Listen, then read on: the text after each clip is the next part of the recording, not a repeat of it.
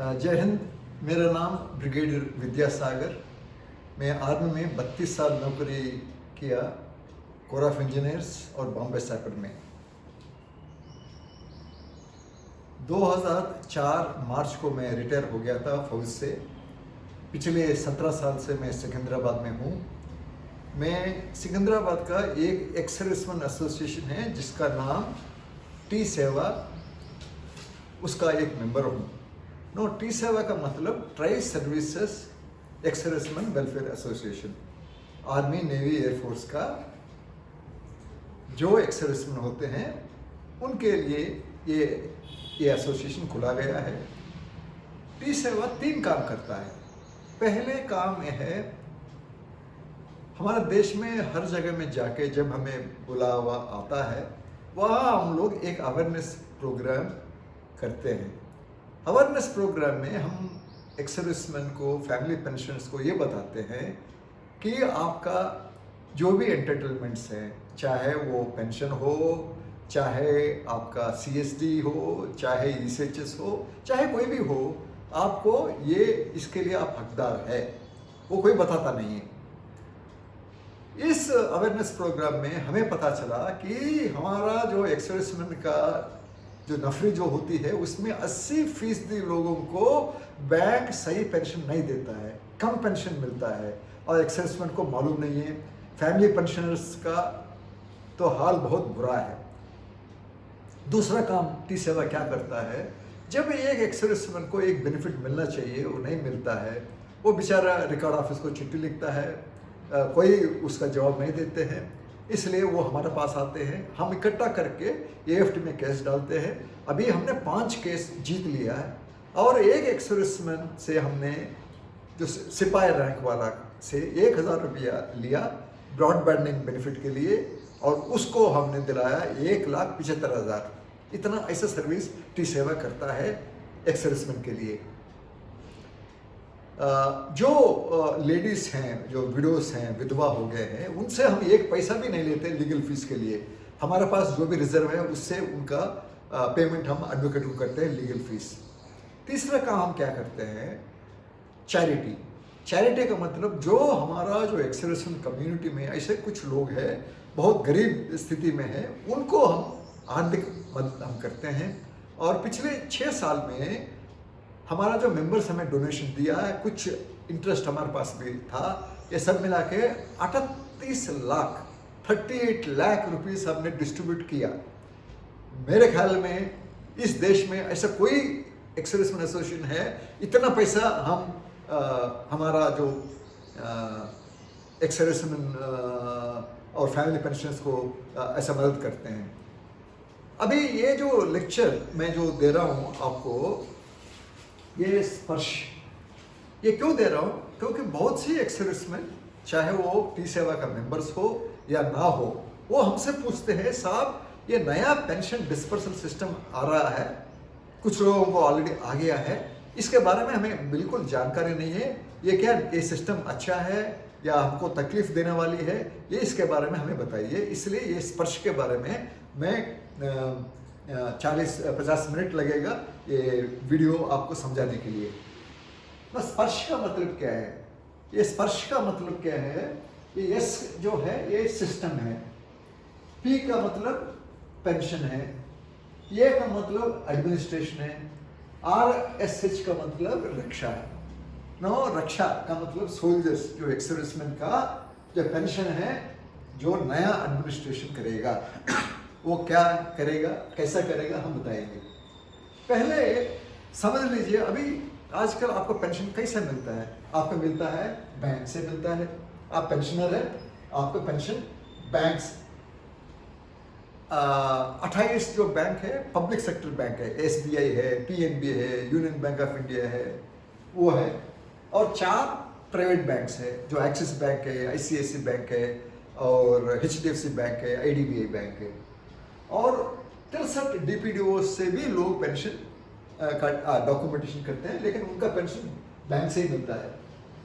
पुराना जमाना का जो एक्स-सर्विसमैन है, जो 3rd CPC में जो रिटायर हुए थे या 4th CPC में रिटायर हुए थे, उनका गांव में पेंशन बैंक नहीं है, तो वो लोग क्या करते थे, वो ट्रेजरी ऑफिस से पेंशन लेते थे।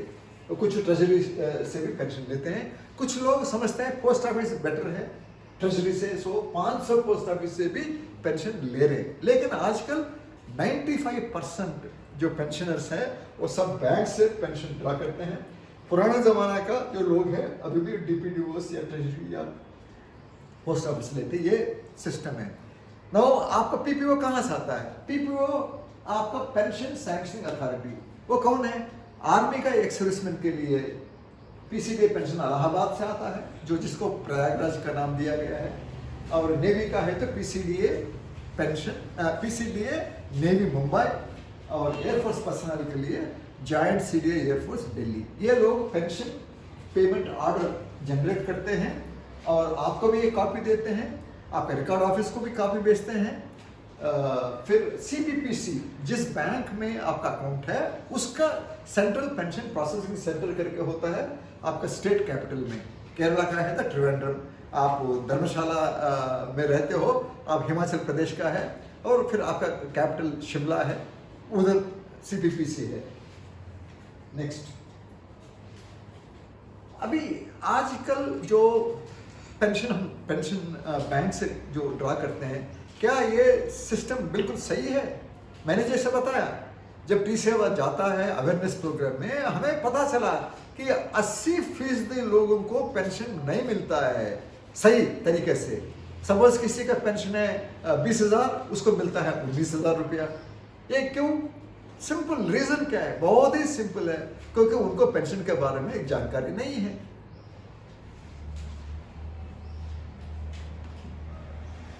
अभी मैं आपको बताऊंगा, ये डिफेंस पेंशन इतना सिंपल नहीं है, बहुत ही कॉम्प्लिकेटेड है। मैं आपको बता दूंगा ये क्यों कॉम्प्लिकेटेड है।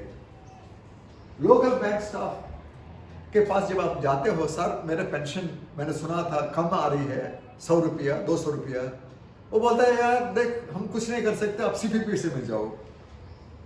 आप हैदराबाद में हैं, आप दिल्ली में हैं, लखनऊ में हैं तो कोई बात नहीं, क्योंकि वहाँ CPPC है, आप जाओगे।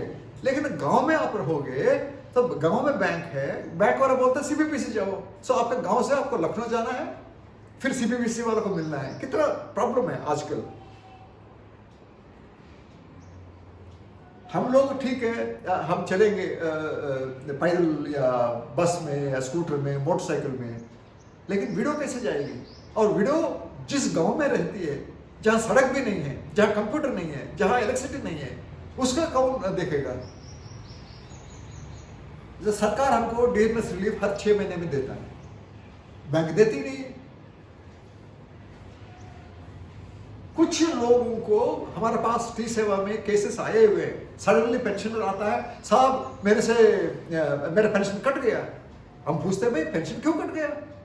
फिर बोलते हैं भाई आओ अपना बैंक पासबुक लाओ, PPO दिखाओ। फिर हम पता चलता है इस आदमी को हवलदार का पेंशन की वजह 9,000 का पेंशन मिला है। सो वो डिफरेंस जो है एक्स्ट्रा है, वो और पेमेंट है, वो 2 साल से वो उसको पेंशन मिल रही है। हम पूछते हैं यार आपको अपना पेंशन के बारे में मालूम नहीं? साहब मैं तो इन्फेंट्री का हूँ, मैं EME का हूँ, मुझे क्या मालूम है, मैं सिपाही हूँ। फिर भैया आपको 200 रुपये पेंशन हर महीना ज़्यादा दिया, अभी आपका पेंशन बन गया 20,000 रुपया, अभी आपका पेंशन 1/3 कट जाएगा। सपोज आपका पेंशन 30,000 है तो 10,000 कट जाएंगे और 20,000 से आप गुजारा करना पड़ेगा। सो पहले आप अपना पेंशन के बारे में पता करो, साहब हमें कोई बताने वाला नहीं है। सो ये प्रॉब्लम्स को अवॉइड करने के लिए 2 बैंक ज़्यादा पेंशन देते हैं।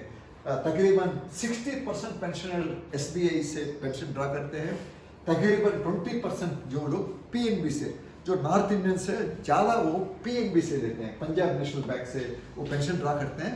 सो PCDA पेंशन इलाहाबाद ने बोला भैया आर्मी का पेंशनर्स का बहुत प्रॉब्लम्स है, आपका CPPC कुछ नहीं करते हैं, कुछ इधर आइए, हम आपको जगह देंगे, कमरा देंगे, आप इधर बैठो और आपका CPPC से जो भी प्रॉब्लम आता है पहले ले लो, फिर हमारा स्टाफ के पास जाके इसको सॉर्ट आउट करो। सो इससे थोड़ा सा प्रॉब्लम सुलझ गए। ना मैं 2 केस बताऊंगा आजकल बैंक क्यों एक विडो को जिस दिन हस्बैंड चले जाता है भगवान के पास, अगला दिन से उसको ऑर्डिनरी फैमिली पेंशन या special family pension, liberal family pension देना है। एक केस है CPO साहब है, ये सीपीओ का मतलब क्या है? चीफ पेटी ऑफिसर नेवी का नायब सूबेदार साहब का रैंक वाला सुरेंद्र सिंह नूनी। इनका बेटी 19 साल का, वो हमें चिट्ठी लिखती है T7 में, साहब हमारा माताजी को 1 साल से पेंशन नहीं आ रही, हमारा पिताजी चले गए भगवान के पास, और अब देखिए पेंशन के बिना मम्मी जी रही है। मैं डिग्री कोर्स कर रही हूँ, लेकिन अभी कॉलेज से मुझे उन लोगों ने भगा दिया क्योंकि मैं पेमेंट कर नहीं सकती। सो इसका केस हमने स्टडी किया। हमने वो लड़की से रिक्वेस्ट किया, आप पीपीओ भेजो और बैंक पासबुक भेजो। तो क्या पता चला, इसमें गलती दोनों का है। एक सीपीओ सुरेंद्र सिंह नूनी साहब का भी गलती है, दूसरा बैंक का भी गलती है, वो हम बताएंगे आपको। ना पीपीओ में क्या लिखा हुआ है? एक है सीपीओ सुरेंद्र सिंह नूनी, NOONI, उसका बिजनेस का नाम इसने खुद दिया, ये साहब ने खुद ऐसा लिखा नूनी। ना बैंक बोलता है सॉरी, ये नूनी इसका वाइफ नहीं है, ये कोई नूनी का वाइफ है, सो हम इसको नहीं देंगे। बिल्कुल सही है। सो इंग्लिश लैंग्वेज में ये प्रॉब्लम है, एक अल्फाबेट इधर उधर हो गया तो प्रॉब्लम होता है। नो, वो तो चले गए भगवान के पास, डेथ सर्टिफिकेट तो मिलता है, उधर क्या लिखा हुआ? सुरेंद्र सिंह है ना। बैंक बोलता है ये सुरेंद्र सिंह नूनी जो है वो पेंशनर है, उसको पेंशन देंगे, लेकिन मरा हुआ सुरेंद्र सिंह है, हमको क्या मालूम है ये सुरेंद्र सिंह नूनी एक ही आदमी है, फिर पेंशन नहीं आ रहा। 1 साल से ये औरत दौड़ रही है। नेक्स्ट, ये गलती हस्बैंड ने खुद किया। मैं हमेशा समझता हूँ नेवी का जो सीपीओ साहब लोग हैं, जो नायब सूबेदार है, वो पढ़े लिखे लोग हैं, ग्रेजुएट्स है, कोई पोस्ट ग्रेजुएट है। ये जॉइंट अकाउंट नहीं खोला यार, क्योंकि उसका अकाउंट अलग है। और जब ये चले गया, जब वो विडो गई बैंक में, बोलते हैं भैया आपका तो जॉइंट अकाउंट तो ही नहीं है, आपको हम पैसा देंगे, कैसा देंगे हम? सो बोलते हैं आप अकाउंट खोलो। सो वो उसने ओपन कर दिया। सो हस्बैंड का एक अकाउंट है, पत्नी का एक अकाउंट है। 1 साल से इस औरत को पेंशन नहीं मिल रही है। अब बताइए ये कैसे जिएगी? और ये रहती है झुंझुनू जिला राजस्थान, कोई गांव में। No, pension specially defence pension बहुत ही कॉम्प्लिकेटेड है। बहुत कुछ लोगों को ये अपना पेंशन कितना है वो मालूम नहीं है, फिर ये रूल्स रेगुलेशंस कैसा मालूम होगा? ये केस क्या है? ये एयरफोर्स का पेंशनर है, ये 1998 में भगवान के पास चले गया। फिर क्या होना चाहिए? पत्नी को मिलेगा पेंशन क्योंकि उसका 2 बच्चे भी है, लेकिन माँ जो एक्स-सर्विसमैन का माँ कहानी बोलती है, ओहो मेरा बेटा मर गया, जब मेरा बेटा जिंदा था वही हमको रोजी रोटी देता था, वो चले गया, हम देखो भूखा नंगा मर रहे हैं। सो चिट्ठी लिख दी। फौज क्या करता है, ओहो ये आदमी मर गया, तो ब्रांच रिक्रूटिंग ऑफिसर को बोला भाई जाओ पता करो क्या है, ये औरत सच बोल रही है। वो BRO ब्रांच रिक्रूटमेंट ऑफिसर को पता नहीं ये माँ ने क्या बोली। हाँ साहब, जब मेरा बेटा जिंदा था वो हमको खाना देता था, अब वो चले गया और मेरा बहू जो है एक पैसा नहीं दे रही है, हम मर गए, अब क्या करें? उसने कहानी उसने सुन लिया, इन्वेस्टिगेशन नहीं किया, वो रिकॉर्ड कर दिया, रिकमेंड कर दिया मदर को भी देना है ना। एक्स-सर्विसमैन का पिताजी जो जिंदा है वो ऑनरेरी कैप्टन है, और उसका एक्स-सर्विसमैन का माताजी अपना पति के साथ जीती है। वो ऑनरेरी कैप्टन का पेंशन ये एयरफोर्स वेटरन का पेंशन से ज्यादा है। जब ये औरत को ऑलरेडी हस्बैंड का पेंशन के वजह से वो जी रही है, उसको कौन सा अधिकार है ये पेंशन मांगने के लिए? ऐसी केसेस इसमें देखो फाइनली सफर कौन करता है? सफर करेगी ये वेटरन का विडो, बेचारे उसको 2 बच्चे हैं। सो ये जो रूल्स रेगुलेशंस जब आपको मालूम नहीं है ये होता है। रूल क्या है? कुछ लोग सच में माता पिता वो अपना बेटे के ऊपर डिपेंडेंट हैं और वो मर जाता है, वो औरत को 3 टाइप ऑफ पेंशन मिल सकता है। एक है सपोज उसका डेथ नॉर्मल आर्मी में या नेवी एयरफोर्स में काम कर रहा है, सब में हार्ट अटैक हो गया, मर गया, कोई मिलिट्री ड्यूटी नहीं किया, उस औरत को मिलेगा ordinary family pension. Ordinary family pension government देता है सबसे कम, आजकल 12,250 से एक सिपाही का पत्नी को मिलेगा ना, वो 12,250 प्लस डियरनेस रिलीफ भी मिलने से 16,000 हो जाता है। वो 16,000 से वो अपना 2 बच्चे को पालना है, उसको पढ़ाई लिखाई कराना है, बड़ा कराना है, नौकरी दिलाना है, शादी कराना है, कहाँ से होगा ये 16,000 रुपये में? इसलिए सरकार ने बोला जब ये औरत को ऑर्डिनरी फैमिली पेंशन मिलता है तो उसका डिविजन नहीं होगा, वो माँ बाप जितना भी गरीब हो वो नहीं, क्योंकि सोल्जर का पहले जिम्मेवारी अपना पत्नी को, अपने बच्चे को देखना है, बाद में आएगा माँ बाप। ये नहीं मिल सकता। सपोज उस आदमी फौज में काम करते करते फौज का ड्यूटी की वजह से चले जाता है, नोन एज अट्रीब्यूटेबल और एग्रेवेटेड, इसका मैंने वीडियो ऑलरेडी बनाया, आपने देखा होगा। अट्रीब्यूटेबल और एग्रेवेटेड बाय मिलिट्री सर्विस में काम करने की वजह से आपका मौत हो गया, फिर आपका पति को मिलेगा स्पेशल फैमिली पेंशन। कुछ लोग जो JNK में, नॉर्थ ईस्ट में आजकल आप जानते हैं काउंटर टेररिस्ट ऑपरेशन या काउंटर इंसर्जेंसी ऑपरेशन करते समय में या लड़ाई के दौरान में आप विजय हुआ, आप पावन हुआ श्रीलंका में, उस टाइम में आप वार में चले जाते हैं या वार लाइक ऑपरेशन चले जाते हैं, पत्नी को मिलेगा liberalised family pension, highest pension है।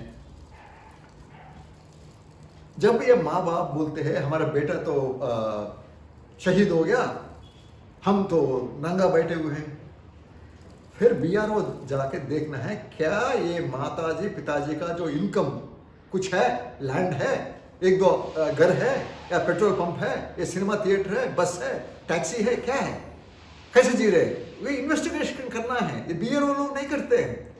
इसमें रूल पोजीशन क्या है, आपका बेटे के ऊपर डिपेंडेंट है या ना है, क्या एक प्रूफ है आपका इनकम जो है खेती से या कोई काम से 9,000 प्लस डियरनेस रिलीफ आप लेते हैं, या आप दोनों माँ और बाप पेंशनर है, स्टेट गवर्नमेंट में काम करके पेंशन ले रहे हो और आप दोनों का पेंशन मिला के 9,000 रुपया प्लस डियरनेस रिलीफ से ज़्यादा है तो आपका देन फिर डिवीजन नहीं होगा। ये तो रूल्स पता नहीं है, इतना कॉम्प्लिकेटेड रूल्स की वजह से बैंक स्टाफ हमारा जो पेंशनर्स को सही पेंशन नहीं देता है, ये मालूम आपको होना चाहिए। नेक्स्ट, ये मैंने आपको बता दिया।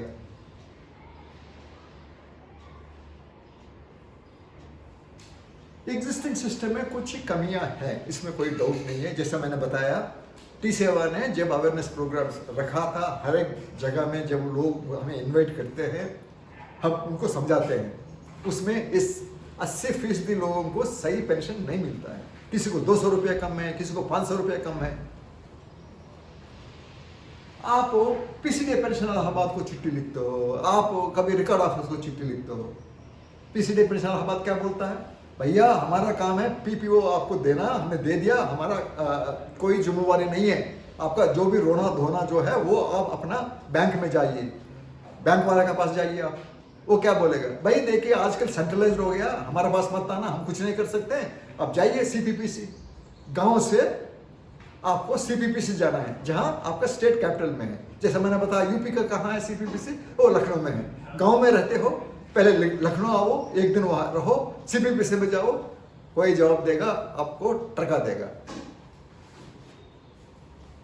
CPPC पहले आपका प्रॉब्लम सुनेगा, हाँ ये कर दो वो कर दो, हम बैंक को बोल देंगे, बैंक को नहीं बोलेगा, आपको खुश करने के लिए बोलेगा, हम बैंक को बोल देंगे, कोई चिट्ठी नहीं देता, बैंक भी हमारे पास कुछ नहीं आया CPP से। ये प्रॉब्लम है आजकल।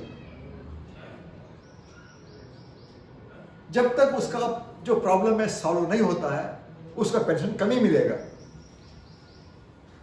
इवन CPPC में जो लोग बैठे हुए हैं, जो पेंशन के बारे में उनको जानकारी होना चाहिए, उनको मालूम नहीं है, क्योंकि वो CPPC में आता है 2.5 साल 3 साल के लिए, वो 2.5-3 साल में क्या सीखेगा, इतना कॉम्प्लिकेटेड है डिफेंस पेंशन। आपको मालूम होना चाहिए हर एक पेंशन, हर एक टाइप ऑफ पेंशन के लिए हर एक रूल है, आपको रूल्स मालूम होना चाहिए। वो सीखने के बाद जब कुछ देना चाहता है सर्विस एक्स सर्विसमैन को, उसका तबादला हो जाता है क्योंकि टाइम पूरा हो गया। ये मैंने बताया वेरी वेरी कॉम्प्लेक्स। मैं आपको अभी बता दूंगा 1 सेकंड में ये क्यों कॉम्प्लेक्स है।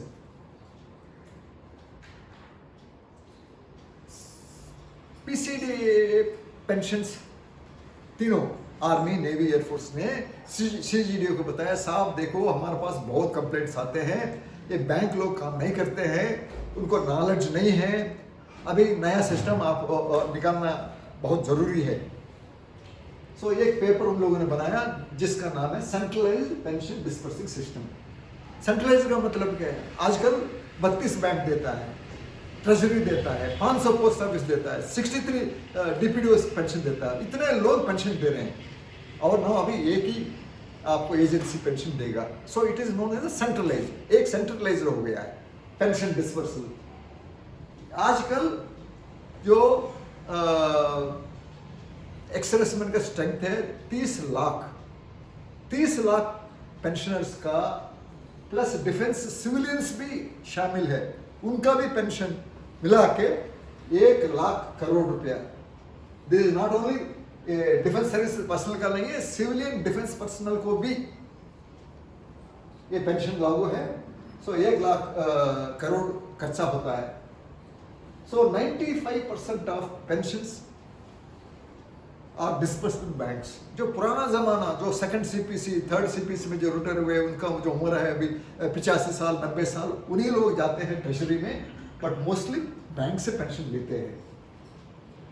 Not different bank interpret government letters. कभी कभी गवर्नमेंट क्या करता है, भाई पेंशन थोड़ा बढ़ा देंगे, सिपाही के लिए 100 रुपया, नायक के लिए 200 रुपया, हवलदार के लिए 400 रुपया, लेटर आ गया, पिछले पेंशन उसको एक सर्कुलर बनाता है, भाई आज से आप सिपाही को इतना पेंशन बढ़ा दो। वो एक बैंक बढ़ाएगा, दूसरा बैंक नहीं बढ़ाएगा, हमारा पास चिट्ठी नहीं आया, सर्कुलर नहीं आया, हम क्या करें। सो ये प्रॉब्लम्स है आजकल। जितना कंप्लेंट्स ये तीनों पीसीडीए में आता है, आर्मी नेवी एयरफोर्स का, उसमें जो कंप्लेंट्स आप देखोगे 95% कंप्लेंट्स बैंक्स के वजह से आ रही है। मैंने 80% बोला और खुद सीजीडीए बोलता है 95% है। दैट मीन्स 95% लोगों को पेंशन सही नहीं मिलता। फिर ये बोलते हैं, पीसीडीएस बोलते हैं, जब हम सीपीपी को सब कुछ दे दिया, पीपीओ देने के बाद उसके हिसाब से आप करिए, वो करते नहीं है, फिर हमारा सर दर्द हो जाता है और बहुत टाइम लगता है उनको काम करने में। आर्डस बहुत डिफिकल्ट है ये प्रॉब्लम सॉल्व करने के लिए। सो इसलिए साहब एक नया सिस्टम हमें ढूंढना है। ये बैंक के ऊपर डिपेंड करेंगे तो पेंशनर्स को बहुत तकलीफ होती है, ये उनका कहना है। और जब हम पीसीडीएस बोलते हैं, जब हम ये बैंक्स को बोलते हैं, भाई देखिए हर महीना हमें बताओ आपके पास कितने पेंशनर्स हैं, क्या टाइप पेंशनर्स हैं और उनको कितना पेंशन दिया, हमको बुकिंग करना पड़ता है। वो देता नहीं है, देंगे तो 3 महीने के बाद देगा, गलत इंफॉर्मेशन देते हैं, वो उनका कहना है। नाउ मैंने बताया पेंशन्स वेरी कॉम्प्लेक्स है। डिफेंस पेंशन्स क्यों कॉम्प्लेक्स है? देखिए मैं तो एज ए शेप 1 में गया था, हेल्दी सोल्जर, और भगवान की कृपा से मैं फौज से बाहर 32 साल के बाद एज अ शेप 1 सोल्जर आ गया। सो मुझे डिसेबिलिटी नहीं है, हाथ पाँव सब ठीक है भगवान की कृपा से। सो मैं नॉर्मल पेंशनर हूँ, मुझे सिर्फ पेंशन ही मिलता है। कुछ लोग डिसेबल्ड हो जाते हैं, आप जानते हैं, कुछ लोग वॉर और वॉर लाइक में इंजरी हो जाते हैं, उनको कहते हैं वॉर इंजर्ड पेंशनर है। कुछ लोग इनवैलिड हो जाते हैं, वो मेडिकल बोर्ड बोलता है आउट, आप फौज में काम करने के लिए लायक नहीं है, आपका 2 टांग चले गया, हम फौज में क्यों रखें, वो इनवैलिड हो जाता है। देन और एक है liberalised family liberalised disabled pensioner. Suppose ऐसे जगह पर बम ब्लास्ट हो जाता है, फिर आप ड्यूटी पे थे, आपको लग गया, आप ड्यूटी पे नहीं होता, लगना नहीं था चोट। सो आपके लिए liberalised disability pension, normal disability से थोड़ा ज़्यादा। विडोज 3 टाइप ऑफ विडोज है। एक है ऑर्डिनरी फैमिली पेंशनर है, जो हस्बैंड नॉर्मल ड्यूटी में मर गया, फौज के वजह से नहीं, अपना हार्ट अटैक हो गया, जो भी प्रॉब्लम है, एक्सीडेंट हो गया। स्पेशल फैमिली पेंशनर, जो आदमी फौज में काम करते करते फौज का ड्यूटी की वजह से मर जाता है, उस वीडियो को मिलेगा स्पेशल फैमिली पेंशन ज़्यादा। Now last is liberalised family pensioner, जो आदमी वार या वारलेक सिचुएशन में मर जाता है, मार्टियर हो जाता है, शहीद हो जाता है, उस पत्नी को मिलेगा liberalised family pensioner, highest family pension. ये कितना लोगों को मालूम है? इतना इतना टाइप पेंशन है। चिल्ड्रन, सपोज एक सर्विसमैन था, उसका पत्नी था, 2 बच्चे हैं, एक सर्विसमैन चले जाता है भगवान के पास, उसके 2-3 साल के बाद पत्नी भी चली जाती है भगवान के पास, फिर बच्चे रह गए। इस कंडीशन में लड़की है तो उसका शादी होने तक पेंशन मिलेगा, जिसको बोलते हैं डिपेंडेंट फैमिली पेंशन। लड़का है, एक को मिलेगा, लड़की या लड़का को मिलेगा। सपोज लड़का है और लड़की नहीं है, सपोज एक ही बेटा है, वो लड़का 25 साल होने तक उसको भी डिपेंडेंट पेंशन मिलेगा। कितना लोगों को मालूम है ये? नेक्स्ट, T7 के पास कुछ केसेस आते हैं, स्पेशली जो पेरेंट्स है एक्स सर्विसमैन का, वो हमें ये बताते हैं, साहब जब मेरा बेटा जिंदा था वो हमें रोजी रोटी देता था और वो चले गया भगवान के पास, हमारा जो बहू है अपना बच्चों को लेके हमारे घर से चले गई, हमको 1 पैसा नहीं है, हम काहे सा जिए। सो उस टाइम में BRO ब्रांच रिक्रूटमेंट ऑफिसर को बोलते हैं, भैया आप जाइए, ये पेरेंट्स का हाल देखो, सच में वो गरीब है और कुछ नहीं है उनके पास, कोई जमीन नहीं है, कोई दुकान नहीं है, कोई काम नहीं है, कोई पेंशन नहीं है उनको, फिर कैसे जिएंगे? उनको भी जीना है ना। सो वो BRO जाएगा, वो माताजी पिताजी या एक्स सर्विसमैन से बात करेंगे, फिर उससे सेटिस्फाई हो गया, हाँ सच में इनके पास कुछ नहीं है, गरीब लोग है, भूखा नंगा है, फिर उनको बोलते हैं, देन वो रिकमेंड करेगा कितना, maximum 50%, that means 50% of pension of ex serviceman पत्नी को जाएगा, 50% ये माँ बाप को जाएगा। इसलिए उनको बोलते हैं फर्स्ट अवार्ड, सेकंड अवार्ड, काफी कंफ्यूजिंग टाइप है। सो इसी को बोलते हैं कैटेगरी ऑफ पेंशनर्स। आप नॉर्मल है, डिसेबल्ड है, वार इंजर्ड है, इनवैलिड है, लिबरलाइज्ड डिसेबिलिटी है, या विडोज के लिए 3 टाइप, बच्चे के लिए डिपेंडेंट, पेरेंट्स के लिए शेयरिंग ऑफ पेंशन। सो इतना कॉम्प्लिकेटेड पेंशन सिस्टम कहीं भी नहीं है, इसलिए बैंक स्टाफ को ये मालूम नहीं है। नेक्स्ट, गवर्नमेंट पेंशन लायबिलिटी पता नहीं चलता, क्योंकि ये बैंक्स टाइम पे देते नहीं है, कितने लाख रुपया, कितना करोड़ रुपया दे दिया पेंशन में पूरा साल में। नेक्स्ट, और ये इंफॉर्मेशन हम 32 बैंक से, 500 पोस्ट ऑफिस से, 63 DPDO से लेने में बहुत हमको टाइम लगता है, इसलिए नया सिस्टम होना चाहिए। ये जो बैंक्स जो देता है इंफॉर्मेशन वो सही नहीं है, देयरफॉर नया सिस्टम का जरूरत है। ये CGDA का कहने का मतलब है, सरकार ने सोचा होगा और नया सिस्टम वो लोग स्टार्ट करेंगे। नेक्स्ट, तो नया सिस्टम क्या है? इसमें ज्यादा चेंजेस नहीं है, आप continue to get your pension from bank. जिस बैंक में आपका अकाउंट है, कुछ नहीं करना आपको, उसी अकाउंट में आपका पेंशन आएगा। कहां से आएगा? How are you concern? Pension तो आएगा आपको। पेंशन कौन देगा? एक एजेंसी है जिसका नाम है central pension disbursing authority, CPDA।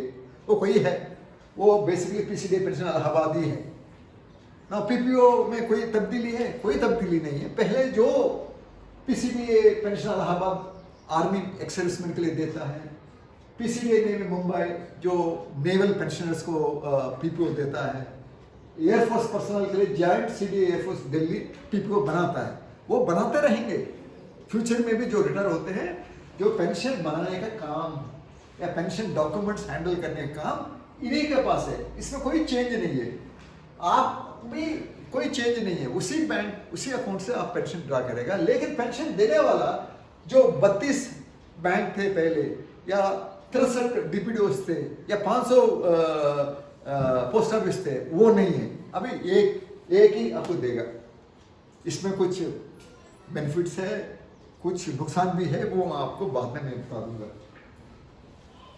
इसमें कोई डाउट नहीं है। ये 32 बैंक से या DPDO से या ट्रेजरी से या पोस्ट ऑफिस से लेना मुश्किल है। सो सिंगल पॉइंट कॉन्टैक्ट सिस्टम हमेशा अच्छा है। सीजीडी ने सरकार को बताया हम एक पेंशनर को बैंक कुछ सर्विस देता है। क्या सर्विस देता है? एक है पेंशन स्लिप देता है, जीवन प्रमाण देता है, इनकम टैक्स कट करता है, ये सब बैंक करता है, इसलिए हम उसको देते हैं। हर महीना एक पेंशनर के लिए हम 60 रुपया देते हैं। साल में 12 महीना है और डियरनेस रिलीफ 2 दफा आता है, सो उसके लिए 16 दफा हम बैंक को एक पेंशनर के लिए 60 रुपये के हिसाब से 960 रुपया हम देते हैं हर महीना। 30 लाख पेंशनर के लिए 960 रुपया पर एनम देने से कितना खर्चा होता है? तकरीबन 270 करोड़ लगेगा। अभी जब ये लोग पेपर भेजा था मिनिस्टर डिफेंस को, उस टाइम में 180 करोड़ खर्चा होता था, बट आजकल 270 करोड़ हो गया है। इमीडिएट बुकिंग, क्योंकि एक ही आदमी देता है पेंशन, इसलिए सबको मालूम है कितना पेंशन खर्चा हो गया है। एग्जैक्ट नंबर ऑफ पेंशन मालूम हो जाता है। पहले आप 32 बैंक से लाओ, 63 डीपीडीओ से लाओ और ट्रेजरी से लाओ, 500 पोस्ट ऑफिस से इंफॉर्मेशन लाओ, किस is it possible? Next, uniform implementation. सब गवर्नमेंट बोलता है भाई हवलदार के लिए पेंशन बढ़ा दो, नायब सदर के लिए पेंशन बढ़ाओ, सिपाही के लिए पेंशन बढ़ा दो। वो गवर्नमेंट का एक ऑर्डर जो आता है वो एक ही आदमी इसको इंटरप्रेट करके लोगों को पेंशन बढ़ाएगा। Better services to the pensioner, ये देखना है, अभी मालूम नहीं हमको ये बेटर है या वर्स है। Easy grievance redressal by centralised call centre facility. देखिए, जो लोगों को कॉल सेंटर के बारे में मालूम नहीं है, ये समझना चाहिए। कॉल सेंटर क्या है? एक कमरा में 4 लोग बैठे हुए हैं, 4 कंप्यूटर होते हैं, 4 टेलीफोन्स होते हैं। नाउ आपका कॉल सेंटर का सर्वर का कैपेसिटी एडिक्वेट नहीं है तो आप कितना भी आप अपना जो मोबाइल में करते रहो जाएगा नहीं, क्योंकि कॉल सेंटर में सर्वर इतना ओवरलोड हो गया है। जैसा समझ लीजिए आप एकदम 100 लोग कॉन्टैक्ट करेंगे, वो कॉल सेंटर के पास कैपेसिटी नहीं है। हर एक कॉल सेंटर का सर्वर का कैपेसिटी होता है, उस कैपेसिटी ज़्यादा है तो आपका कॉल जाएगा नहीं है। फिर क्या करोगे? आप कंप्यूटर में कर लो, सेम कॉल सेंटर के पास भी सर्वर है, वो server can't handle. So server का प्रॉब्लम होता है, फिर कॉल्स जाएगा नहीं है, सो आपका रिड्रेसल नहीं होगा उस टाइम में। नेक्स्ट बात ये कहते हैं साहब, अभी हम लोग पीपीओ जनरेट करते हैं, हम एक्सरेशन से पूछते नहीं हैं। जो पेंशन में जाने वाला जो सोल्जर होता है, जो अपना सेंटर में जाता है पेंशन बिल के लिए, हम उससे पूछते नहीं है भैया ये पीपीओ हम बनाने वाला है, इसमें कोई मिस्टेक है आप बताओ हमें। नहीं, हम अपना मर्जी से दे देते हैं। बाद में पेंशनर हमको बोलता है साहब मेरा नंबर गलत है, मेरा नाम गलत है, मेरे पत्नी का नाम गलत है, मेरे पत्नी का डेट ऑफ बर्थ नहीं है, मेरे बेटे का नाम गलत है, मेरा रैंक हवलदार है लेकिन आपने नायब सूबेदार दिखा दिया या नायक दिखा दिया। ये सब प्रॉब्लम्स आजकल आ रही है। सो हम क्या करेंगे, पीपीओ जनरेट करने के पहले उसको एक ड्राफ्ट पीपीओ दिखाएंगे, भैया आप एक्सर्विसमेंट होने वाला हो, चेक करो आपका पीपीओ सही है, सब ठीक है, फिर हमें बताओ उसमें कोई गलती है, अभी आपको मौका हम दे रहे हैं। ये अच्छी सिस्टम है, गुड थिंग। और पत्नी है तो पत्नी को मिलेगा पेंशन आदमी जाने के बाद भी, लेकिन वो पत्नी भी चले जाने के बाद किसको देगा पेंशन? पेंशन तो आएगा नहीं है। लेकिन आपका कोई अरियर्स आता है, किसी वजह से आपका पेंशन बढ़ गया, अरियर्स आता है, तो वो अरियर्स नोन है लाइफ टाइम अरियर्स, वो किसको जाएगा? आपका एक बेटा बेटी है, आप किसी को भी दे सकते हो। आपको बेटी अच्छी लगता है तो बेटी को नॉमिनेट कर दो, उस लड़की को आपका अरियर्स जो भी आना चाहिए उस लड़की को मिल जाएगा, इसलिए नॉमिनेशन आप दे सकते हो।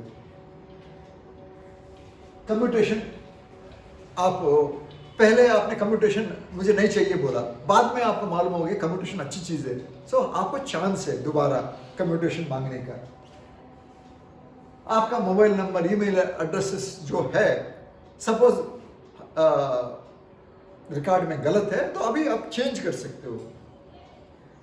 आपका कोई भी रिक्वेस्ट है, कोई भी अमेंडमेंट करना चाहते हो, पत्नी का नाम, आपका नाम, जो भी है वो सब आप कर सकते हो। लेकिन ये डॉक्यूमेंट्स आप अपना रिकॉर्ड ऑफिस को भेजना है। रिकॉर्ड ऑफिस चेक करेगा आपका पति का नाम क्या था जब शादी हुआ था, अभी क्या नाम देना चाहते हो आप, ये सब चेक करेंगे। सही है तो इमीडिएटली वो पीसीडी पेंशन इलाहाबाद को आर्मी वाले के लिए, नेवी और एयरफोर्स के लिए भेजेंगे, वो लोग पीपीओ को बदल देंगे। नेक्स्ट, और जो बैंक पहले आपको जो सर्विस देता था, पेंशन स्लिप दे रहा था, हम देंगे। बैंक आपको लाइफ सर्टिफिकेट देता है हर नवंबर में, हम देंगे। इनकम टैक्स के बारे में आप बैंक में जाना चाहते हो, वो हम करेंगे। आपको कोई ग्रीवेंस है, आप पहले बैंक में जाते थे, हम करेंगे आपके ग्रीवेंस।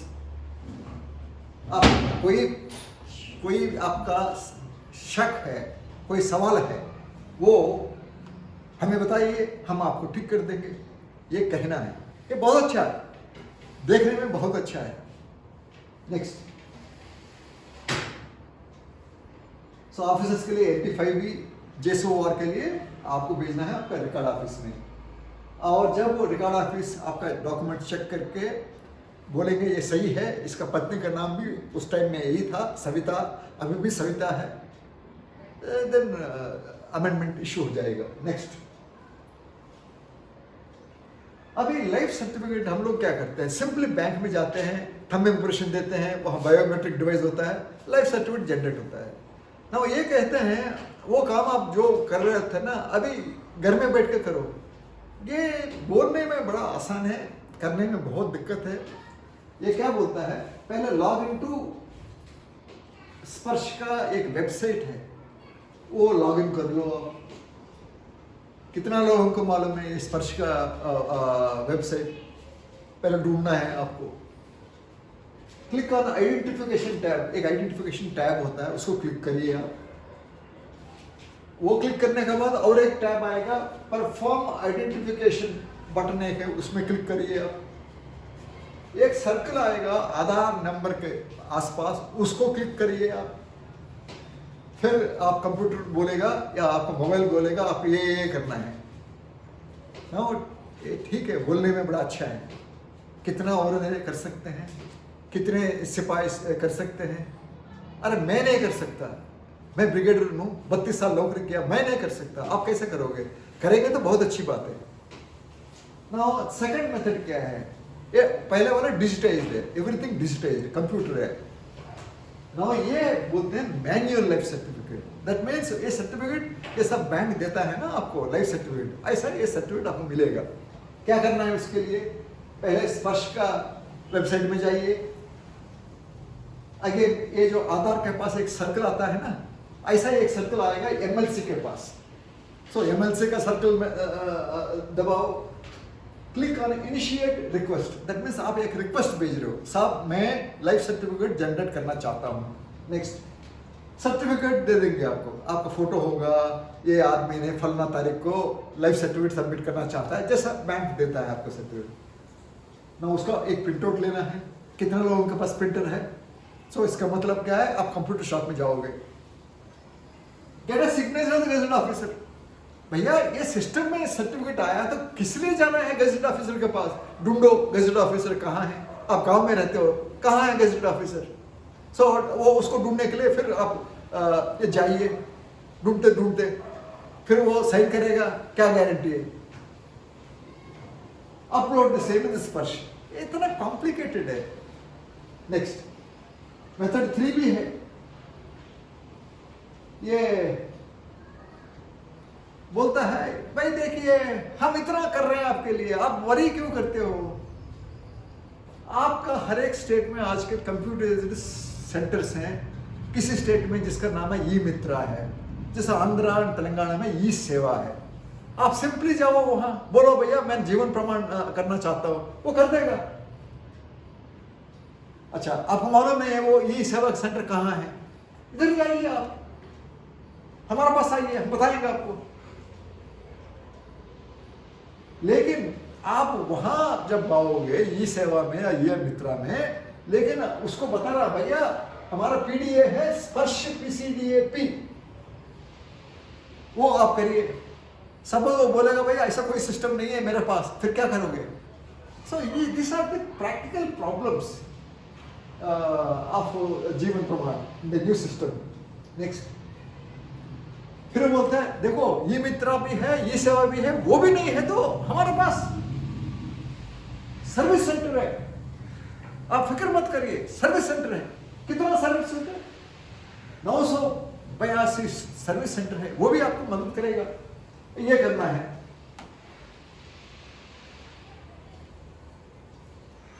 कुछ केसेस टी सेवा में आते हैं, विडो बोलती है साहब मेरा पति चले गया लेकिन मुझे पेंशन नहीं मिलता है।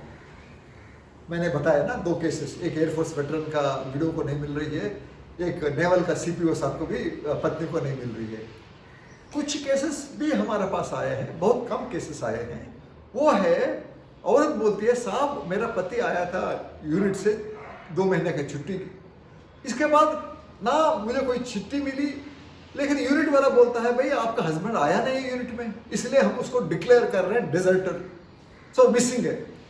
सो ऐसा लोगों को क्या, वो औरत को तो पेंशन नहीं मिलेगा, वो डिक्लेयर हो गया डिजर्टर, इसको फौज से निकाल देंगे। फिर कुछ लोग जो है एक्स सर्विसमैन होने के बाद भी वो कोई झगड़ा में फंस जाता है, किसी को मार देता है, पुलिस पकड़ के उसको जेल में डाल देते हैं, इसको बोलते हैं कन्विक्शन। सो 3 केसेस होते हैं। ऐसा लोगों के लिए ये आपको पेंशन कैसे मिलेगा? सपोज आपका पति एक्स सर्विसमैन कोई भी केस में जेल चले जाता है, पत्नी को पेंशन मिलना चाहिए। सरकार बोलता है वो कैसा रहेगी, बच्चे कैसा रहेंगे, इसलिए उसको भी पेंशन मिलना है, लेकिन आपको बताना पड़ेगा ना, नहीं तो सरकार को क्या मालूम है आपका एक्स सर्विसमैन को पकड़ के पुलिस ने जेल में डाल दिया। सो ये सब के लिए आपको ये करना है। पहले ये है, ये वेबसाइट जो स्पर्शिका है, पहले टाइप करिए sparsh.defensepension.gov.in, ये वेबसाइट, ये नोट करिए आप। आपके पास कंप्यूटर है या स्मार्टफोन है तो चेक करिए, ये वेबसाइट ये खुलेगा। देन इसमें एक है कॉलम सर्विसेज, उधर क्लिक करिए। इसके बाद फैमिली क्लिक करिए। इसके बाद जो इवेंट है, इवेंट का मतलब क्या है? हस्बैंड मिस हो गया, हस्बैंड का डेथ हो गया, या हस्बैंड को पुलिस ने पकड़ के जेल में डाल दिया, जो भी इवेंट है वो क्लिक करिए। Click on the death, husband चले गया तो डेथ में क्लिक करिए, या मिसिंग गायब हो गया तो मिसिंग में क्लिक करिए, या पुलिस ने पकड़ के उसको जेल में डाल दिया तो कन्विक्शन में क्लिक करिए। समझ? ये सब के बाद इतना में आपको फैमिली पेंशन का हकदार है। आपका पति को पुलिस जेल में डालने से भी आपका पेंशन मिलेगा, आपका पति मिसिंग है तो भी पेंशन मिलेगा आपको। और ये लिंक यूज करिए। नेक्स्ट, सो आप जब आपका पत्नी विडो या वाइफ है, हस्बैंड मिसिंग है या जेल में चले गया, वो लेडी जब भेजेगी तो जैसो वार है तो जाएगा रिकॉर्ड ऑफिस में। आप ऑफिसर साहब है तो MP5B आर्मी हेडक्वार्टर्स में जाएगा। उनको बताने के लिए ये व्हाट्सएप में ये भेजिए, ये व्हाट्सएप नंबर्स है, उसमें आप अपना कंप्लीट लॉन्च करिए। या वेबसाइट ऑफ स्पर्श मैंने ऑलरेडी बता दिया, sparsh.defensepension.gov.in। बट आप भी ये वेबसाइट में जाने के बाद थोड़ा स्पर्श के बारे में जानकारी लीजिए, जिसको बोलते हैं फ्रीक्वेंटली आस्क्ड क्वेश्चन, FAQ। बहुत सी क्वेश्चंस का जवाब मिलता है, पढ़िए, जानकारी लीजिए, ये बोलते हैं। नेक्स्ट, अभी जो सितंबर 2021 से जो लोग रिटायर होते हैं इसको बोलते हैं फ्यूचर रिटायरी। ये सब स्पर्श में ऑटोमेटिकली आ जाएंगे। सो वो आएंगे तो क्या होता है, पहले ये digitised audited pension claim, that means आपका PPO बनाने के लिए जो मसाला चाहिए, ये आदमी का सर्विस नंबर क्या है, उसका रैंक क्या है, वो कौन सा यूनिट में नौकरी किया, उसका डेट ऑफ बर्थ क्या है, कब रिटायर हो रहा है, डिसेबिलिटी है तो परसेंटेज कितना है, ये सब PPO में जो होता है ना वो इसमें होगा। ठीक है? सो रिकॉर्ड ऑफिस बनाएगा JSOR के लिए, MP 5 बनाएगा ऑफिसर्स के लिए। पहले PCDA वो पुणे होता है ऑफिसर के लिए, जवानों के लिए, JSOR के लिए रिकॉर्ड ऑफिस। सो पेंशनर जब रिटायर होने के पहले एक अकाउंट नंबर उसको मिलता है, हर एक पेंशनर को। PCDA pension Allahabad has become a CPDA। वो तीनों पेंशनर्स है, आर्मी हो, नेवी हो, एयरफोर्स हो, सबका पेंशन अभी PCDA पेंशन इलाहाबाद हैंडल करेगा। नेक्स्ट, सो वो पेंशनर जो पेंशन में जाने के पहले अभी भी वो सेंटर में है पेंशन बिल के लिए, उसको बताएंगे भैया आप स्पर्श में आ गए हो, आपका SMS में हम ईमेल ID आप दिया है, तो हम आपको बताएंगे आप स्पर्श में माइग्रेट हो रहे हो, आपको इंफॉर्मेशन आएगा। ड्राफ्ट पेंशन डॉक्यूमेंट भी हम आपको दिखाएंगे, आपका PPO ऐसा दिखाएगा, इसमें जो भी मिस्टेक्स है अभी हमें बता दीजिए। ये प्रोसेस जो हम आपको दिखाएंगे, इस प्रोसेस को बोलते हैं पेंशनर का data verification by the pensioner, इसको बोलते हैं PDV। सो कोई मिस्टेक है तो अभी आप ठीक कर सकते हो। नेक्स्ट, आप जब जिंदा है पेंशन मिलेगा आपको, आप चले गए तो आपका पत्नी को मिलेगा, लेकिन वो भी चली जाती है फिर पेंशन खत्म हो जाएगा। लेकिन आपका कोई भी अरियर्स आएगा, फिर अरियर्स कहाँ जाएगा? आपका अरियर्स है, सो आप नॉमिनेशन दे सकते हो, साहब ये अरियर्स मेरे बेटे को दे दो या मेरे बेटी के दे दो, उसका भी अकाउंट नंबर होना चाहिए। इतना हम करने के बाद भी आपको कोई प्रॉब्लम समस्या आता है, हमारा स्पर्श सेवा केंद्र SSK है, ये आपको मदद करेगा। आप फिक्र मत करो, बड़ा अच्छा है सुनने में।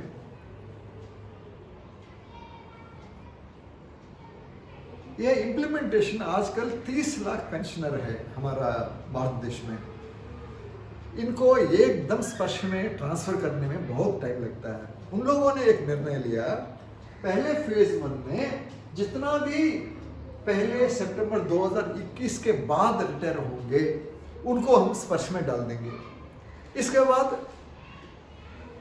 इससे पहले वाला को हम बाद में डालेंगे।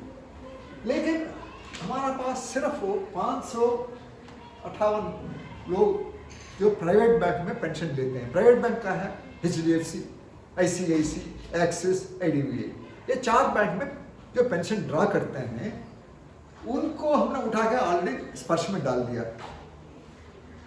बाकी फेज 2 कौन है? कुछ लोग किसी वजह से DPDO के जरिए पेंशन लेते हैं, लेकिन पेंशन आएगा बैंक से ही आएगा, DPDO नहीं जाएगा पेंशन। सो वो डॉक्यूमेंट्स सब DPDOs के पास है, वो हमारा लोग है, वो डिफेंस अकाउंट्स डिपार्टमेंट का लोग है। इसलिए हम क्या करेंगे, इनको बोलेंगे भाई पूरा डॉक्यूमेंट उठा के हमारे पास भेज दो, हमारे पास डॉक्यूमेंट आ जाएगा, फिर हम जो आप बैंक को दे रहे बताते थे हम बताएंगे, आप बताने के बजाय। बैलेंस पेंशन जो भी है, ये हो गया, ये हो गया, फिर हम क्या करेंगे, जितना भी लोग हैं पेंशन ड्रॉ आजकल ड्रा कर रहे हैं उसको हम 31 मार्च 2022 तक ट्रांसफर करने के लिए कोशिश करेंगे, लेकिन मेरे ख्याल में ये नहीं होगा। मैंने आपको बता दिया।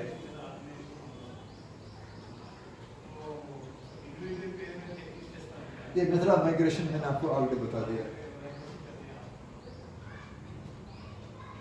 ये इनका जो कंप्यूटर सिस्टम है मैनेज करने TCS, टाटा कंसल्टेंट सर्विसेज। आप इधर PCDA पेंशन इलाहाबाद प्रयागराज में ये टोल फ्री नंबर में रिंग करिए, या आप TCS टाटा कंसल्टेंट सर्विसेज जो सपोर्ट कर रहा है उसका टेलीफोन नंबर दिल्ली में है, वो ये नंबर से इधर रिंग करिए, आपका प्रॉब्लम वो सॉल्व कर देंगे। नेक्स्ट, ऑफिसर्स है तो आप इस व्हाट्सएप में कॉन्टेक्ट करिए, इनका ईमेल आईडी ऐसा है। रिकॉर्ड ऑफिस है तो आप लोगों को मालूम है आपका रिकॉर्ड ऑफिस कहाँ है, उनके साथ आप संपर्क में रहिए। नेक्स्ट, इन फ्यूचर आपको हम कोई PPO नहीं देंगे, सब अभी स्पर्श में मिल जाएगा, डाउनलोड करिए आपका पीपीओ। सिर्फ हम पीपीओ नंबर देंगे आपको। Next, PSA pension sanctioning authority, कोई तब्दीली नहीं है। वही लोग जो आपको पीपीओ बना रहे हैं वही पीपीओ बनाएंगे, लेकिन आपको हम कॉपी नहीं देंगे। आप कंप्यूटर में जाके आप डाउनलोड करिए। नेक्स्ट, अभी लोग पूछते हैं साहब ये 12 डिजिट का नंबर फ्यूचर में आ जाएगा। कुछ लोग जो सितंबर 2021 के बाद जो रिटायर हुए थे उनको ऑलरेडी आ गया, ये नंबर आ गया। ऐसा एग्जाम्पल के लिए ना, पहले डिजिट 2 है, ये 1 या 2 होगा। 2 का मतलब क्या है, जो लोग सितंबर 21 के पहले जो रिटायर हुए थे 1983 में या 73 में 63 में, जो पेंशनर है उन लोगों का है ये। इधर 1 है तो क्या है, 2021 सितंबर के बाद जो रिटायर हुए थे, that is the meaning of this. ये 2 डिजिट्स क्या है, हर एक रिकॉर्ड ऑफिस को, चाहे वो सिग्नल रिकॉर्ड हो या ईएम रिकॉर्ड हो, एओसी रिकॉर्ड हो, आर्टिलरी रिकॉर्ड हो, कोई भी रिकॉर्ड ऑफिस है उसका नंबर है, कोड दिया है, वो 36, ये 36 एईसी का, एईसी आर्मी एजुकेशन कोड। ये 2017 बड़ा सिंपल है। ये कौन सा साल आप रिटायर हुए थे, 00123, ये आपका फिजिक आपका पीपीओ नंबर है, ये 00123। बट व्हेन यू से मेरा पीपीओ नंबर क्या है, ये सब आएगा, ये 12 डिजिट आना चाहिए। ये मत बोलना सर ये 5 से कम हो जाएगा, नहीं, ये 12 से काम होगा। इसको कहते हैं ID, this is ID in identity. लेकिन आपका यूजर नेम जो चाहिए, जब आप स्पर्श में लॉगिन करोगे ना, वो 2 आता है टैब, एक है यूजर नेम, एक पासवर्ड। यूजर नेम कैसे पता चलेगा, ये आपको दिया है, ये आईडी आपको दिया है। आईडी जैसा खत्म होता है देन 01 ऐड करिए, जैसा खत्म हो गया इधर 01 ऐड करिए, ये आपका यूजर नेम है। ये आपको टाइप करना है स्पर्श का वेबसाइट में, फिर पासवर्ड जो आपको दिया गया वो पासवर्ड डाल दीजिए, आप एंटर हो जाओगे स्पर्श में। इसके बाद जो भी करना है करिए आप। नेक्स्ट, ये मैंने बताया आपको सितंबर 21 के पहले जो रिटायर हुए थे उनका 2, अदरवाइज सितंबर 1 सितंबर 21 और उसके बाद वाला को मिलेगा। That means they current pensioner, current आजकल जो रिटायर होने वाला उनके लिए 1 है। नेक्स्ट, सो मैंने आपको बता दिया ये 36 record office army education code, ये 2017 आपका जो ईयर ऑफ रिटायरमेंट है। ये 1 और 2, ये 2 है तो 21 सितंबर के पहले जो रिटायर हुए थे, ये आपका सीरियल नंबर है 00123। नेक्स्ट, सो चेंजेस ज़्यादा नहीं है। नेक्स्ट, सो आपको कोई भी प्रॉब्लम है तो आप ये नंबर में रिंग करिए, आपको लोग जो पीसीडी पेंशन में इलाहाबाद में बैठे हुए हैं वो आपको जवाब दे देंगे, चाहे आप एयरफोर्स का हो, नेवी का हो, कोई भी हो, ये इसी से आपको कॉल करना है, जैसे कॉल सेंटर का नंबर है। नेक्स्ट, नाउ हमारा जो 63 डीपीडीओस है उसके अलावा भी जिला सैनिक बोर्ड भी है, हर एक जिला में एक सैनिक वेलफेयर ऑफिस है, उधर जाइए, वो भी आपका जो तकलीफ जो भी है वो आपको एड्रेस करेंगे और उसको सॉर्ट आउट कर देंगे। एक कॉल सेंटर हमने जो बताया, जो नंबर्स हमने दिए हैं उसमें आप हमें कांटेक्ट करिए, हम आपको बता देंगे। और वो सोचते हैं वी होप कि जब ये सिस्टम स्टेबलाइज हो जाएगा तो बहुत अच्छा होगा, पता नहीं कब ये स्टेबलाइज होगा। इसके बाद बैंक जो सर्विस आपको देता था पहले, एक पेंशन तो दे देगा आपको, बाकी कुछ नहीं देगा, पेंशन स्लिप नहीं देगा, आपका एसएमएस नहीं भेजेगा, आपका जीवन प्रमाण नहीं करेगा, क्योंकि हम पैसा देना बंद कर दिया इसलिए। नेक्स्ट, अभी प्रॉब्लम एरियाज टी सेवा भी, ये पेपर सीजीडीए ने जब बनाया था मिनिस्ट्री ऑफ डिफेंस को भेजने के पहले, वो हमें पूछा था बताइए ये सिस्टम में क्या प्रॉब्लम्स है। हम एनालाइज करने के बाद टी सेवा में हमें ये पता चला, जो एक विधवा है 80 साल का, किसी गांव में रहती है जहां सड़क भी नहीं है, उसको समस्या है, पेंशन कम आ रही है, फिर वो कहाँ जाएगी? पैदल चलेगी 1 घंटे के लिए, फिर बस स्टॉप में आएगी, बस में बैठेगी, बैंक में जाएगी, बैंक वाला बोला भाई आजकल तो स्पर्श है, आप स्पर्श के पास जाइए। वो कहाँ से जाएगी? कौन बताएगा? उसके पास कंप्यूटर नहीं है, स्मार्टफोन नहीं है, ये प्रॉब्लम होने वाला है। उसके लिए क्या किया आपने? आजकल पीसीडीए पेंशन में कॉल सेंटर है, उसको रिंग कर दो, वो आपका प्रॉब्लम सॉल्व करेगा। बहुत सी एक्सर्विसमेंट टी सेवा को कंप्लेंट किया, साहब कोई सुनता नहीं है हमारा बात। पहले वो अटेंड कोई करता नहीं है, कोई अटेंड भी करेगा, कोई गोलमोल जवाब देता है, हमारा प्रॉब्लम वैसे रह जाएगा। ऑनलाइन सिस्टम, जब वो इतना हम न्यूज़पेपर में पढ़ते हैं भाई वायरस अटैक आ गया, वो बंद हो गया उनका सिस्टम। कल कोई वायरस आ गया ये स्पर्श में, फिर पेंशन कौन देगा हमें जब तक वो ठीक नहीं होगा? जजेस भी बोलता है मदद करेगा, भाई वो सब सिविलियंस है बैठे हुए हैं, उनको क्या मालूम है डिफेंस के बारे में? देखिए हमने उनको ये कहा था भाई देखिए एकदम आप 30 लाख एक्सर्विसमेंट को स्पर्श में मत लाओ, ये फेज 1 फेज 2 फेज 3 में मत करो, पहले आप वो टेस्ट करिए। हर एक स्टेट में कुछ गांव ले लो, टाउन और सिटी में मत जाना है। गांव में जो रहते हैं ओल्ड 80 साल 90 साल का वितंतु है या विधवा है या एक्सर्विसमैन है, उसके पास कंप्यूटर नहीं होगा, उन लोगों को पहले स्पर्श में ट्राई करिए। उनसे पता करो भैया स्पर्श में आपको कोई तकलीफ है, पेंशन आ रही है ना? वो कुछ नहीं किया, एकदम आप करना चाहते हो, पायलट बेसिस में करना चाहिए था जैसा मैंने आपको बताया। और वो एक्सर्विसमैन से पूछो भैया आर यू सैटिस्फाइड, ये नया सिस्टम है? कुछ नहीं है, एकदम आप कर रहे हो अपने मर्जी से। नेक्स्ट, यस इसमें कोई डाउट नहीं है, जैसा मैंने पहले बताया जो बैंक जो है हमने 80% बोला, लेकिन सीजीडी बोलता है 95% पेंशनर्स को बैंक सही पेंशन नहीं देता है।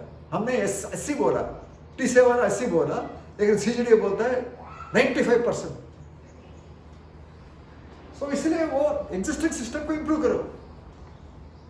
बैंक स्टाफ ट्रांसफर हो जाता है, कोई फायदा नहीं है, उनको नॉलेज नहीं है डिफेंस पेंशन के बारे में, ये हम मानते हैं, इसको ठीक करो ना पहले। नेक्स्ट, यस हम आपके पॉइंट के साथ बिल्कुल सहमत है, क्योंकि इतने लोग 32 बैंक्स, 500 पोस्ट ऑफिस, 63 डीपीओ से लेना मुश्किल है, आपको भी हम मानते हैं। Single window is always better, लेकिन सिंगल विंडो में कोई समस्या नहीं होगा फ्यूचर में, ये आप सोचिए, ये आपने सोचना बहुत जरूरी है। क्या प्रॉब्लम आ सकता है एक्सर्विसमेंट की तरफ से? आप एक कॉल सेंटर में एक सर्वर रखेगा, तो वो सर्वर ओवरलोड हो गया तो फिर क्या होगा? फिर आपका कॉल नहीं जाएगा, आप कंप्यूटर में भी डालो वो नहीं जाएगा। नेक्स्ट, सीपीसी आजकल जो पेंशन जो है 4 दिन पहले देते हैं, 28, 29, 30, 31। सपोज महीने का 31 डेज है, तो सपोज महीने का 30 दिन है तो 27, 27, 28, 29, 30 में आप पेंशन देते हैं। आप बोलते हो हम 30 लाख पेंशनर को एक दिन में दे देंगे पेंशन, ये कैसा पॉसिबल होगा? आप बोलते हो कॉल सेंटर में कॉल कर दो, वहां लोग हैं, हम आपका जो भी तकलीफ है हम दूर करेंगे। भाई 30 लाख एक्सर्विसमैन एक कॉल सेंटर में कैसा अपना प्रॉब्लम को सॉल्व कर सकता है? कोई भी सिस्टम में जब आप सीपीडीए बोलते हो एक साइड में गुड, दूसरा पेंशनर्स हैं, पेंशनर्स एक जगह में तो नहीं है, ऑल ओवर इंडिया में बैठे हुए हैं। जब पेंशनर्स इतनी जगह में फैले हुए हैं, उनका समस्या डील करना है तो रेट्रेसल और ग्रीवांस सिस्टम बहुत ही इंपॉर्टेंट है। उसको तकलीफ है तो वो तकलीफ को कैसे दूर कर रहा है, ये सिस्टम पहले आप ठीक करिए। आप तो एक्सर्विसमैन से कंसल्ट किया नहीं है, स्पर्श तो लाया है। फाइनली क्या है, ये न्यू सिस्टम है, जैसे ओआरओपी नया सिस्टम है, उसमें कितनी अनोमलीज आ गया। हर एक हवलदार का जो पेंशन सेम है, नायक का पेंशन सेम है, चाहे वो 18 साल का नायक हो या 20 साल का नायक हो। ऐसा अनोमलीज हो गया ओआरओपी में। जब एक ओआरओपी में इतने प्रॉब्लम्स हैं, कम से कम पेंशन तो मिल रही है ना, कम मिल रही है बट पेंशन मिल रही है। लेकिन इसमें आप एकदम ट्रांसफर कर रहे हो बैंक से उठा के, कितना प्रॉब्लम्स आने वाला है। 30 लाख एक सर्विसमैन। सो हमको वेट करना पड़ेगा और देखना पड़ेगा इसमें क्या प्रॉब्लम्स हैं। ये जो मैंने आपको बताया ये इतना आसान नहीं है समझने में। आपको कोई शक है इस वीडियो में, आप अपना शक को हमारे टी सेवा को भेज दीजिए। टी सेवा का वेबसाइट है, बहुत ही सिंपल है। www आपको टाइप करना है .tseva, T is tango, S is Sierra, E is Echo, W is Whiskey, A is Alpha, tseva.org, Oscar Romeo golf. भेजिए। आपका जब डाउट आएगा हमारा वेबसाइट में, हम उसको जवाब ज़रूर देंगे। मेरा जो तकरीबन 50 मिनट का ये वीडियो आपने देखा है, उसके लिए मैं बहुत धन्यवाद आपको करता हूँ। आपको कोई शक है तो हमें कांटेक्ट करिए। Thank you very much. Bye bye. God bless you. जय हिंद।